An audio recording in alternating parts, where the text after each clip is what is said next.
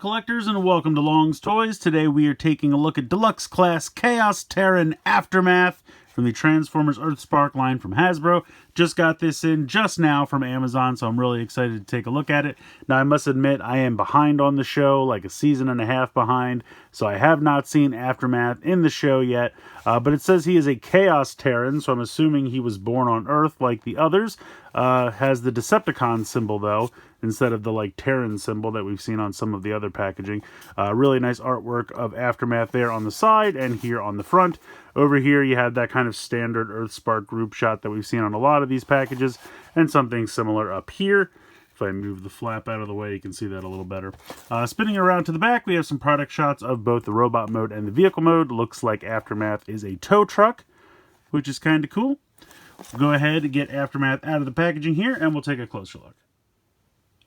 So here is Aftermath out of the packaging, and I think the figure looks really cool. You got a little bit of junk here on the back, but really not too big of a deal. Nice, solid legs, you know, nothing's hollow there. These areas here look a little hollow, but it's really just for the mushroom peg and everything, so it's not really a problem there. Forearms are pretty solid. Now, they are hollow underneath, but that's because the hands rotate back into them for the transformation. Honestly, I think it's a pretty solid figure. I think the paint applications look pretty good. We'll zoom in and check out that head sculpt. Now, the shoulder pads are pretty massive, so they do cast a lot of shadow. I'll see what I can do to mitigate that here. But yeah, that's a really cool head sculpt. Those red eyes look fantastic. All of that metallic purple looks really sharp. The grimace on the face is absolutely fantastic. So really nice. Really, really cool. Now, something else I noticed here, there's kind of, I don't think this is a crack, but it might be. There's kind of a line here on the plastic, and it's not symmetrical, so I don't know if that's molded that way, or if I somehow cracked the plastic during transformation. I don't think so, but just something I thought was weird. You have a little bit of metallic purple here, but it kind of blends into the other purple, so it's kind of hard to see. You have some red here for the headlights, some silver, a black piece of plastic there for the grill, a little bit of purple down here on the kneecaps. Just all in all, I think it's a really cool looking figure. All of the silver and purple up here on the shoulders. You got this like spiky cow catcher thing going on here, which looks pretty cool. Simplistic gun, but I like it. Kind of reminds me of Shockwave a little bit. Some nice silver paint there on the barrel. Over here on the back, you have the little hook for the tow truck. Now, you can take this accessory off if you like, and you can peg it onto the forearm. So if you want to pretend, you know, that maybe that's deployable or just kind of a melee weapon, you can attach it there. Otherwise, you can just leave it attached on here, whatever you prefer. This can move up and down. So you can kind of, it'll go about down that far, or you can put it all the way up, or maybe 45 degrees, again, whatever you prefer. This little cab section here, the directions kind of have it down like that. I don't like that as much because I feel like it gets in the way of the leg movement, but you can just kind of push it up a little bit, and it'll go about that far. And then I feel like it really gets out of the way of like the waist joint and the hips and everything like that. So definitely works out. The other thing that's kind of weird with the shoulders, these pieces can move. So if I kind of lift this up, you can see that these pieces here can kind of swivel. There's a pin right there, and that will allow these pieces to swivel up and down. So obviously for the vehicle mode, you put them like that. And it's up to you. So you can kind of bring these up. So basically how this works, this gray piece right here, you would have to kind of swivel it up past that. And you can do that on both sides if you like. And then when you bring this down, you can kind of put them at like whatever, just kind of maybe bring them down until they kind of hit the top of that. And then that gives you like a little bit more movement, kind of brings the shoulders a little forward past the head, which I don't know if I like that, but it does kind of, you know, make the arms able to move around a little bit more because it's kind of a tight clearance here with the way the shoulder's done. So that's one option. If you don't want that, you can kind of have it the way I had it before, where you bring these back in a little bit and then kind of bring it down, and then they'll kind of hit into the bottom of the gray piece. And then you can only leave them about there. And then that kind of leaves them about level with the head, which I like the placement of better, but you kind of lose some of the mobility because then you're kind of hitting into this stuff a little bit more, and you can't really go, you know, front to, or side to side like that because you'll hit in. So you have a couple options there with the orientation of the shoulders. But overall, I mean, you could also just kind of like bring this out a little bit, and that'll kind of give you some more movement if you just kind of rotate these out to the side a little bit. So you have some options there. But yes, so the head is on a ball joint. You can turn from side to side. You can kind of look up and down a little bit, but the other thing is this panel that the head's on doesn't really lock in place. So you can see I can kind of push it down. So when I try to kind of make the figure look down, really that panel just goes in, which is kind of a bummer. I would say mostly you're going to utilize the side-to-side movement with that. We talked about how these shoulders can work. There's kind of like a vertical butterfly joint. You can see it down here. Let me zoom in. And this is mostly for transformation. But if you want to move this up and down a little bit, you can. Otherwise, you just have this really big ball joint here in the shoulder. And that will allow you to kind of bring it out to the side, move up and down. You have a bicep swivel. You have a ball joint here in the elbow, so you can get some nice movement out of that. Sometimes it's hard to move just the ball joint without also moving the bicep swivel. The hands rotate down into the forearm, so unfortunately there's no swivel or anything there. This piece, it feels like it should lock into place, and I feel like once or twice it has, but I can't seem to get it to do it anymore. It doesn't flop around or anything, but it doesn't stay down as easily as I'd like. Although you have a pretty big cavity in there, so if you could find something to store in there, I guess you could. You have a waist swivel, as long as you've moved this stuff out of the back, out of the way. Let me get the arms out of the way here. I don't think, you can kind of even push these further up. And I don't know if that's like locked into place there, but that's almost too high. But you can kind of go that high if you want to. So yeah, the shoulders are kind of all over the place, but you can kick nicely out to the side, very far forward, very far back. Again, as long as you move that stuff in the back out of the way. You have a thigh swivel. And then you kind of have two joints in the knees for the transformation. But you can see there's a pin there and there's a pin there. So if you want to utilize double jointed knees, you absolutely can. You have ankle tilt. Pretty good ankle tilt. And then also the feet are on rotators. You can see the little mushroom peg there. So yeah, really nice, amount of articulation. The shoulders, like I said, they're a little wonky. You kind of just have to find the angle that works best for you. But overall, a pretty cool looking Decepticon. I think it's got nice paint applications. The weapons are good. Articulation is good. Sometimes a little too good. A little wonky in some places, but overall, it works. And I think it's pretty clean. I don't think there's really too much in the way of kibble. Yes, you have this little bit of a backpack here, but I think you can fold it up fairly nicely. And if you really don't like the look of this piece here, you could take this off. And then you could even kind of push, well, I guess I'd say it's about the same. But you could take that off, and if you really wanted, you could pop this on the forearm and just have like a giant cage accessory with the hook on the end. So, again, you have some options.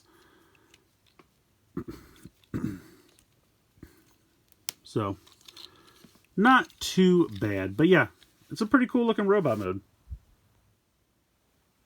So I wanted to do a little size comparison real quick, because I know the figure feels pretty squat in stature, but it's actually pretty on par with some of the other things we got going on here. So this is a Prime Changer, Transformers 1 Optimus Prime. So this is also in the $20 price point.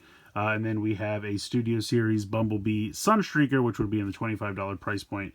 You can see they're all pretty much the same size. Alright, so transformation for this figure is actually pretty interesting. We can start by taking those hands and rolling them back into the forearms, just like so. Then you can go ahead and just lift this completely up, and then you're going to want to bring these kind of out to the side. And if you have these things, these side pieces of the shoulder, kind of bring them down into where they would kind of logically go. And then you can bring these forward. So what you're going to want to do here, and this can get a little difficult, but you want to bring them down on this piece that I showed earlier. And then there is a tab. You can see these two tabs right here. And there is a tab slot in there. So you have to kind of bring this down and then kind of wiggle it until you can get that to drop into that tab slot like that. And then at the same time, you're also going to peg them together with these tabs here on the front. So you kind of bring this down like so, and then kind of wiggle it to line it up. It's a little difficult to do because you can't really see anything while you're doing it, but eventually you'll get them tabbed in here and then get these two tabbed together like that, and there's kind of the front of the tow truck mode. At this point, you're going to utilize the ball joint in the elbow, and you want to kind of hold this because, again, sometimes this moves as well, but you want that to kind of stay still and bring this around. And you can see that there's a little tab slot there and a little tab, and there's a tab slot there, and there's a tab here. So you're going to bring this up, tab that in there, and then line this up and tab that in there. And then you're going to repeat the process over here with this one. So bring this around, tab that in, and it can be a little difficult sometimes, but I promise it will do it. There we go, and there we go. Okay, so that is all tabbed in. You can see the front of the tow truck taking shape. So now we are going to come here to the back, and this is where it can get a little interesting. So we are going to start by, let's see, we want to unhook this, so this part will kind of pop out like that, and that'll give you the clearance to bring this section around and kind of clear the knee like that. And then you have to take the foot, and you can see that there is the tiniest little tab slot right, and it's going to be hard to see it, right there. And that's going to tab in right there. So you want to bring the foot all the way up until you can click that into place. Then you want to take the gun, and you can see that there's kind of a little cutout here. And you're going to take the gun, and you are going to peg this in to the bottom of the foot so that the gun fits into that groove, just like that. Let me zoom back out a minute. Then we are going to utilize that second knee joint so that once again we can clear this section like so. And then we are going to bring the foot around and tab that once again in there. And then we are going to bring the second joint for the knee in, and it kind of compresses the foot. So push that in. You can kind of see this joint is meant to go into this space here. So and you can also see that there's a tab right there, and that's going to tab in there. So when you're doing this, you also have to make sure that this goes around. And again, it's hard to see because everything's in the way while you're doing this, but or actually, isn't that how it goes? No, I think I did this wrong. Here we go. It should be like this. And then the tabs will line up. There we go. Okay. So you have it like this. You're going to bend this down, and this needs to go up like this, and then this needs to drop in there, and then that will tab in there. And then you can tab the 2 feet together using the gun like that. And then you can see that there are 2 tabs right here and here, and they are going to tab in right there and there. So they will tab into the forearms like so. And that is the majority of our tow truck mode. You're going to want to make sure that this is in a position where there is no clearance issues. And then this will spin around 180 like so. And then this will just drop down and fill in this space like so. And then you can just kind of position this however you like. And there is the tow truck mode. I think the tow truck mode looks pretty great. You have your compressed little cab up here. You have the bed of the truck with the crane or tow hook, whatever we want to call this. Can go pretty far up, pretty far down. You have articulation over here. You can spin the hook around however you like because that just pegs in. And then I think it's kind of cool. You have the gun sticking out back here almost like an exhaust pipe. I feel like that integrates pretty well. Rolls very nicely. You have those sharp kind of cowcatcher claws up here on the front, very nicely painted silver. I think that all really works. Yeah, pretty cool. The one thing that's really funny about it though, it is ridiculously hollow on the inside. Ridiculously hollow. I mean, that's crazy. You can see the head down there. Now, if you want, you can push the head down like further into the cavity there. The directions don't really tell you, and you don't really need to do it, honestly, because like as I showed, it's so hollow under here. But if you just want to see the head a little bit less, you can push that down. But yeah, really, really hollow underneath. I mean, it doesn't need to be filled in, to be quite honest. You know, it looks good when you're looking at it from a normal vantage point. And technically you can spin this around as well, because this part just pegs in. So if you wanted to, you know, try to grapple with someone driving alongside, you could do that as well. So yeah, pretty cool little tow truck mode. I think Aftermath is a really cool figure. I love the color scheme. I love the articulation. The head sculpt's fantastic. The robot mode looks good. The transformation's fun. The alt mode looks great. I don't really have too much to complain about this one. It's really nice to see some new characters in the Earthspark line, because it just seems like it was kind of dying out and getting towards the end. So to get some new characters and new figures in here, I'm always excited to see. And I think this is a great one. Honestly, I definitely recommend checking this one out.